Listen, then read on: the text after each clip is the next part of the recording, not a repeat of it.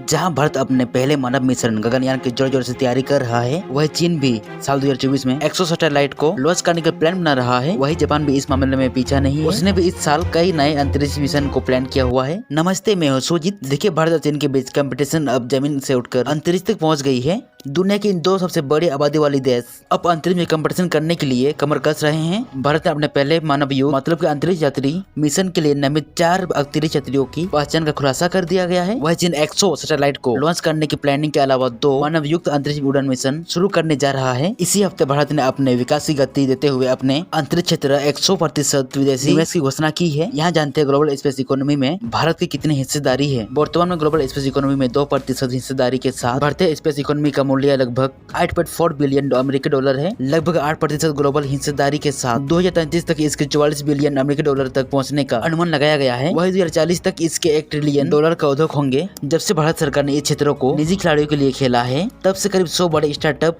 सामने आए हैं। पिछले 10 सालों में भारत ने करीब 400 सैटेलाइट लॉन्च किए हैं, जबकि उससे 10 साल पहले सिर्फ 33 सैटेलाइट लॉन्च किए गए थे। अब सवाल उठता है, कब उड़ान भरेगा भारत का गगनयान? पहले भारतीय मानव अंतरिक्ष उड़ान, मतलब कि सबसे पहले भारत अपना खुद का अंतरिक्ष यान से भारतीयों को अंतरिक्ष यान भेजेगा और ये 2024-25 में लॉन्च होने वाली है। पृथ्वी पर वापस लाए जाने से पहले अंतरिक्ष यान 3 लोगों के दल को लेकर पृथ्वी की परिक्रम करेगा। भारत के बनाया गया अंतरिक्ष यान में अंतरिक्ष में जाने के लिए ट्रेन किया हुआ 4 भारतीय वायुसेना को अंतरिक्ष में भेज दिया जाएगा। और इसको लेकर प्रधानमंत्री नरेंद्र मोदी ने कहा 2035 तक भारत के पास अपना अंतरिक्ष स्टेशन होगा, जो हमें अंतरिक्ष हर एक छोटी से छोटी जानकारी जानने के लिए बेहतर मदद करेगा। अमृतकाल की इस अवधि में भारतीय अंतरिक्ष यात्री हमारे रॉकेट पर चंद्रमा की सतह पर उतरेंगे। अब जानते हैं चीन ने कब इंसान को अंतरिक्ष में भेजा था।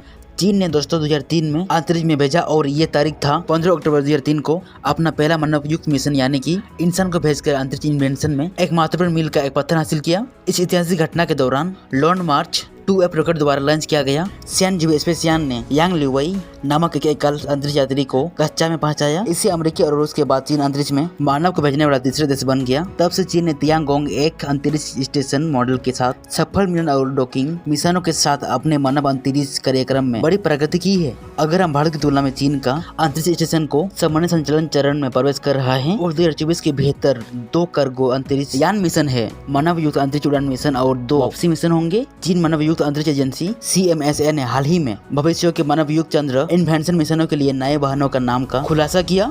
नए मानव युक्त अंतरिक्ष यान का नाम मैगजू है, जिसका अर्थ है सपने का जहाज, और इंडिया का चंद्र लैंडर का नाम लान्यू है, जिसका अर्थ है चंद्रमा को गले लगाना। चीन 2030 से पहले चंद्रमा पर अपने टाइकोनॉर्स यानी अंतरिक्ष यात्री उतारने की प्लान बना रहा है और कहा जा रहा है कि 2024 में चीन 100 सैटेलाइट को लॉन्च करेगा। चीन की सरकारी स्वामित्व वाली अंतरिक्ष दिग्गज company China aerospace science and technology corporation CASC ने वार्षिक ब्लू पेपर जारी किए, जिसमें दावा किया गया है कि चीन का अंतरिक्ष कार्यक्रम 2024 में नए मोड़ के पत्थर देखने के लिए तैयार है, जिसमें लगभग 100 कक्षीय यानी कि सैटेलाइट लॉन्च करने के लिए तैयार है। चीन के जासूसी सैटेलाइट की वर्तमान या अवगुण श्रृंखला ने दक्षिण चीन सागर, पश्चिमी प्रशांत, हिंद महासागर, तिब्बत और गलवान में हमेशा निगरानी की अनुमति दी, जहां भारतीय और चीनी सेनाओं के बीच घातक झड़प हुई थी। ग्लोबल नेविगेशन उद्देश्यों के लिए चीन 35 सैटेलाइट बाय 2 तारामंडल में निर्भर है। वैसे चीन के 100 सैटेलाइट को लॉन्च करना भारत के लिए दिक्कत हो सकती है, क्योंकि चीनी हमेशा चालाकी दिखाती है और उनका एडवांस टेक्नोलॉजी से जासूसी करने में कहीं ये सैटेलाइट दूसरे देशों की जासूसी तो नहीं करेगा। खैर, देखते हैं, वो तो वक्त बताएगा। आपका इस बारे में क्या राय है, कमेंट सेक्शन में जरूर बताना। हम आपसे मिलते हैं नेक्स्ट वीडियो में।